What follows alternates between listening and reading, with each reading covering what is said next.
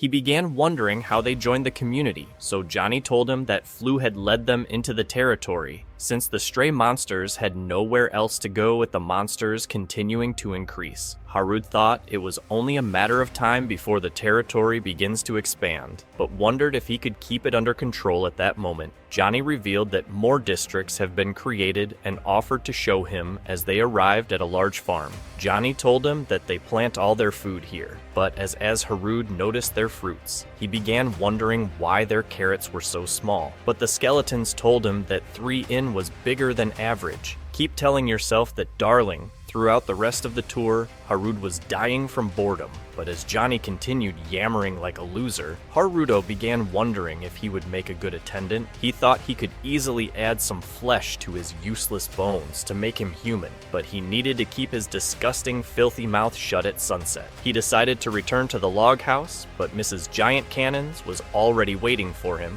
and began demanding to know who he was searching for. However, Harud knew that he couldn't pick Flu for the job, so he screamed that she was too useless to be his assistant, breaking her weak and worthless heart. Meanwhile, in the mountains, a group of adventurers had successfully found a blizzard dragon, but struggled to survive in the middle of the raging storm. However, as the blizzard got worse, the dragon managed to escape, but as it grazed the mountain, a snow slide swept it away, causing it to lose consciousness the following day. After Gold revealed the news to Harud, he asked Flu to try and scout the dragon, but she refused immediately, saying that she wouldn't obey anyone except her daddy. However, when Harud told her to consider it his own order, she decided to tell him that the dragon must be a useless coward, having stayed completely hidden during the Demon War 1,000 years ago. For a weak, ugly loser like this dragon, Flu thought it doesn't deserve to be saved, and Harud realized he couldn't persuade her. However, as they left Gold's office, they discovered that Char had been eavesdropping, and the ugly girl began asking Flu to save the dragon. She thought it must be afraid like the weak monsters in her bedtime stories, and as Flu realized she couldn't turn her down, she decided to agree. Before long, they arrived at the mountains, and as Harud noticed the dragon on his surveillance screen,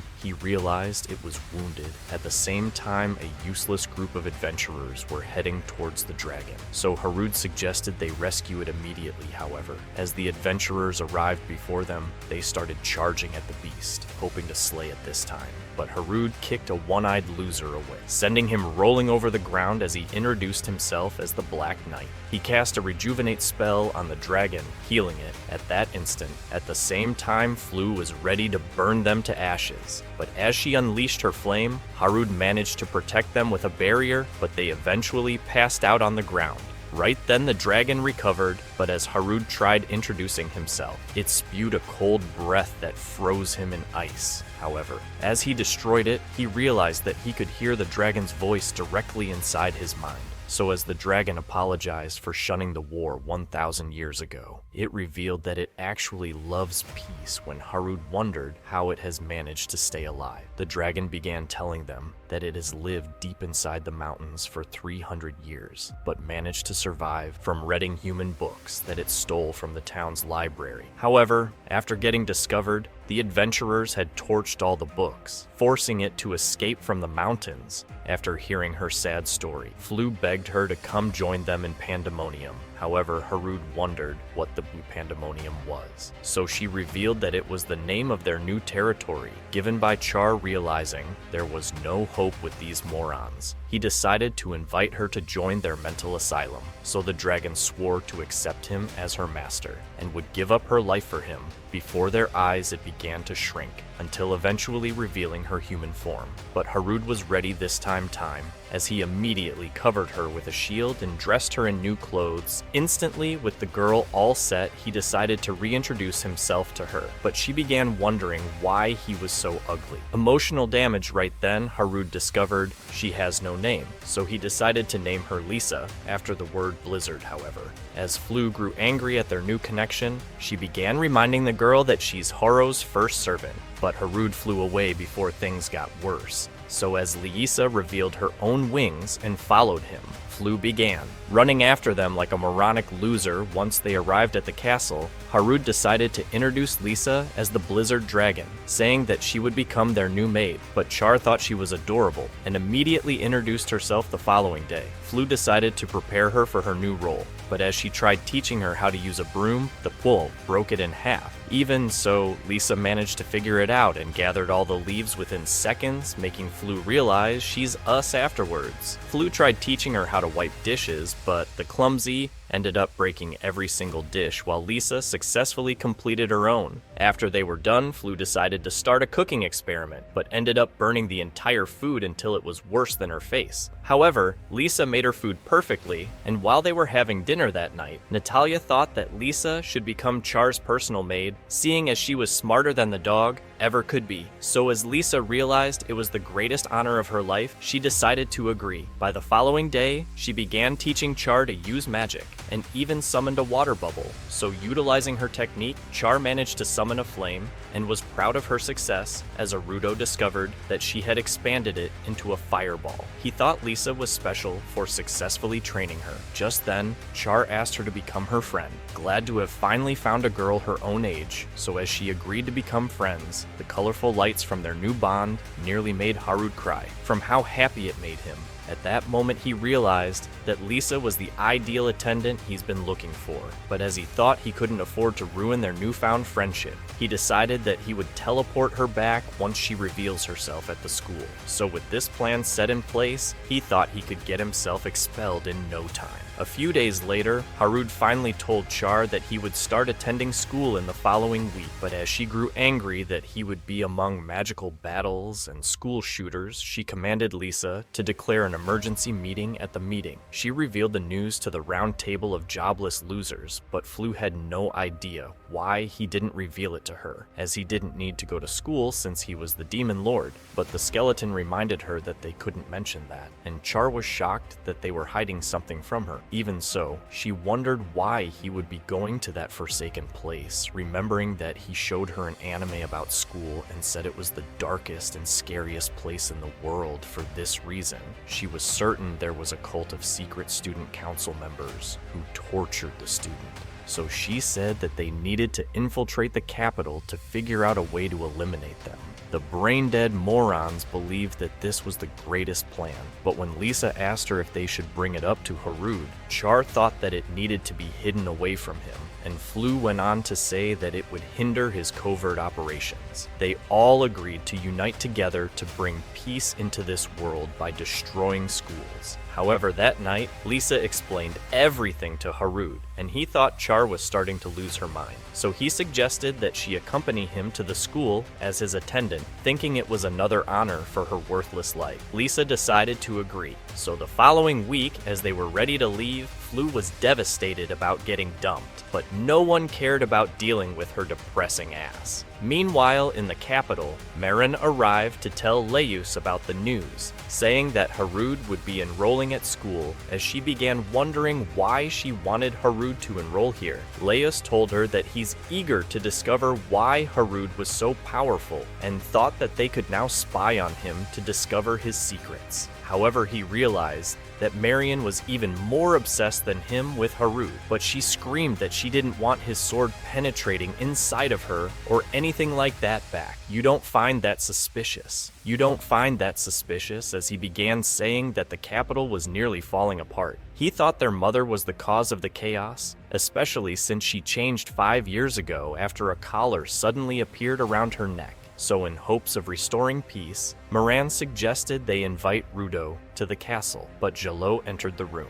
At that moment, the sight of her face made them afraid, but as Moran tried to welcome her, the deranged queen began to strangle her daughter, asking her if she was staring at her collar, as Leus realized his mother has completely lost it. He screamed at her to free his sister, so as she released the girl, she decided to draw closer to Leus, and told him to befriend Harud so that he could discover the Black Knight's weakness. What he discovers is something only she can know about after all. She was his mother, and threatened to kill him if he failed. At the same time, Harud was back to the log house, but as he was ready to leave this time, Flu began begging him one last time to come along. but he told her that her useless face would haunt everyone forever. Right then, Harud decided to enter a portal, and they soon arrived on the other side, so as they walked to a cliff, they spotted the capital before them, but soon noticed a young group that were being chased by an out-of-control bison. Lysa thought it was going to catch up to them and kill them. So as Harud realized he needed to save them, he transformed into the Black Knight and flew with the bison. Just then,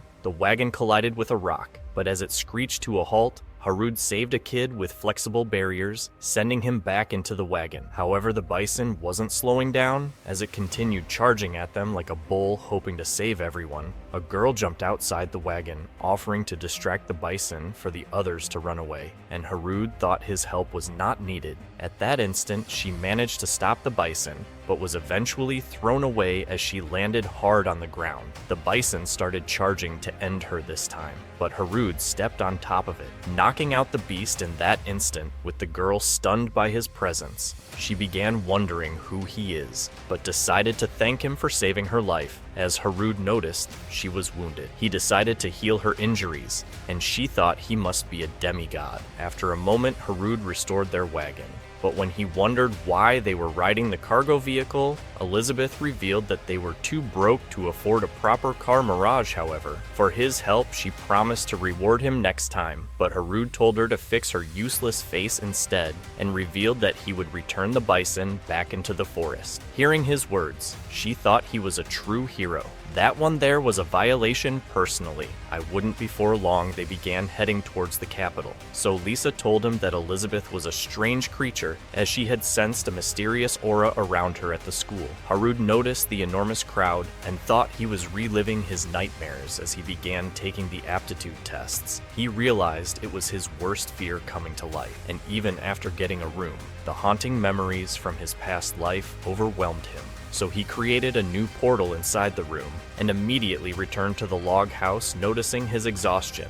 Char suggested they visit a restaurant in the capital, and as she managed to persuade Flay Haruto, made her horns an eyeball to save her from being noticed. As Char opened another portal, they crossed to the other side and were soon inside the capital. She thought the city was beautiful and asked him to take her to a restaurant. After their meal, Char revealed a map of the capital and began saying that they must survey the entire place and figure out their enemies' positions. She was convinced that the capital was dominated by evil demons and thought they would be smarter to figure out their plans sooner. However, once the others were gone, she told Harud that they are actually on a date, but his useless heart began to pound as he was too ugly to ever be invited for one in his previous life. So as they went through the entire day, he continued following her and at sunset, while Char was hurrying off to a new site, she bumped into a lady, and Haruto realized she was Elizabeth. However, as she thought he was familiar and could sense the Black Knight's enormous mana around him,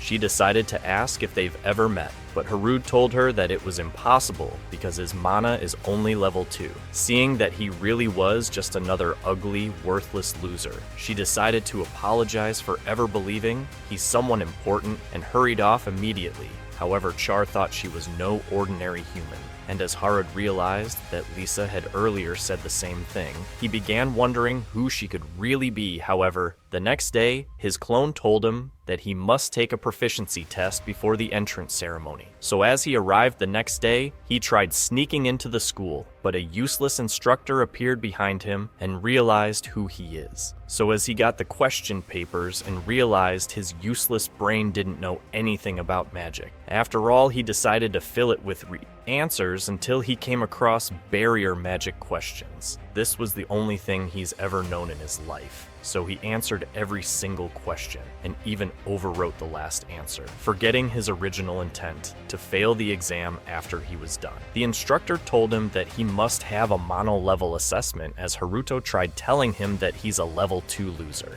The instructor told him that he wasn't denying he was an ugly loser, but they needed to complete the mana assessment anyway. A few minutes later, they arrived at a new office, but as Harud began thinking that the instructor must be invisible, he realized that she was actually a short ugly. However, she already knew who he is, and as she introduced herself as Tereda Harud, began thinking that the crystal orb would reveal that he's a level 2 magician. But as the orb shined with a blinding light, it shattered and broke into pieces. Opening the instructor's floodgates, Haruto began thinking they were pissed off and would soon expel him. However, Tereta began saying that he was the strongest magician they've ever had in the academy, and his answers would even revolutionize the flow of magic and change history. Music forever. After returning to his private area, Harut explained his new plan to his clone. So the following day, as he was about to start his duty of living as Harut-Char, gave him a special gun, telling him that Harut had created it to repel attacks. But the copy began wondering how he would even survive. However, once the entrance ceremony was over, he began hurrying towards his room.